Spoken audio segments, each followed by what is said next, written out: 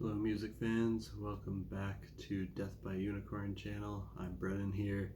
I'm going to be talking about 5 new albums that came out on August 26, 2022. And this is What's New 2022. And I'll talk about them in my order of preference, starting with Muse and their album Will of the People. This is their 9th album.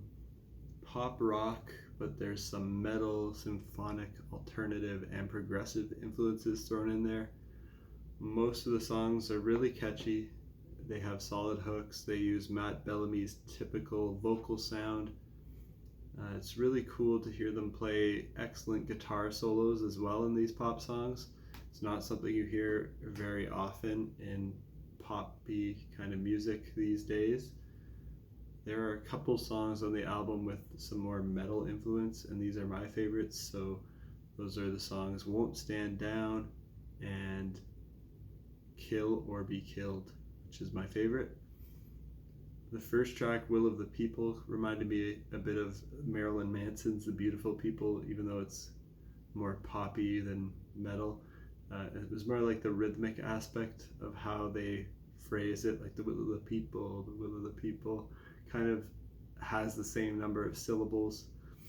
And this album sounds like kind of like if Queen and ABBA combined with Van Halen and the occasional groovy metal breakdown, leaning towards almost like Lamb of God, but not quite that far, and of course no screaming.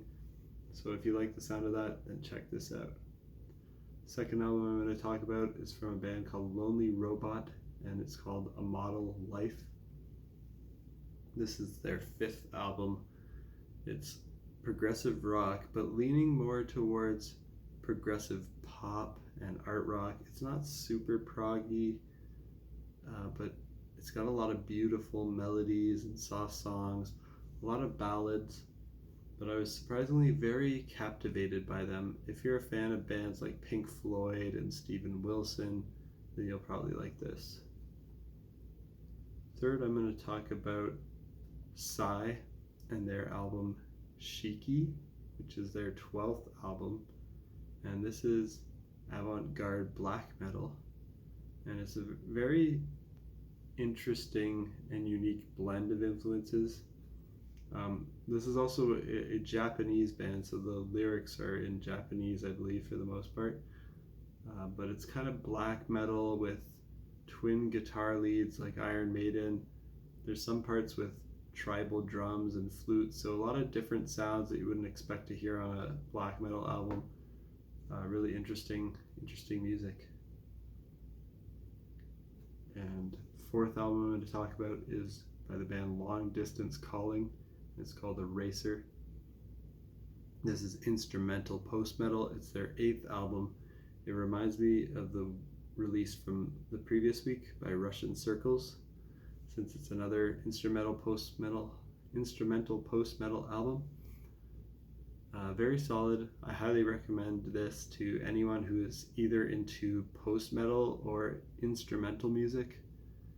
It won't be making my end of the year list, as I generally prefer music with vocals, but if you like instrumental stuff, I think you'll like this.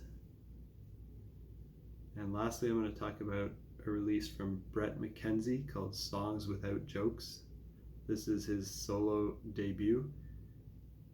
He was in Flight of the Conchords, which is a comedy duo from New Zealand, and it's very strange to hear him doing serious songs. This is kind of pop rock with some alternative and indie rock influences thrown in there, even a little bit kind of like musical theater and more theatrical and cinematic sounding stuff.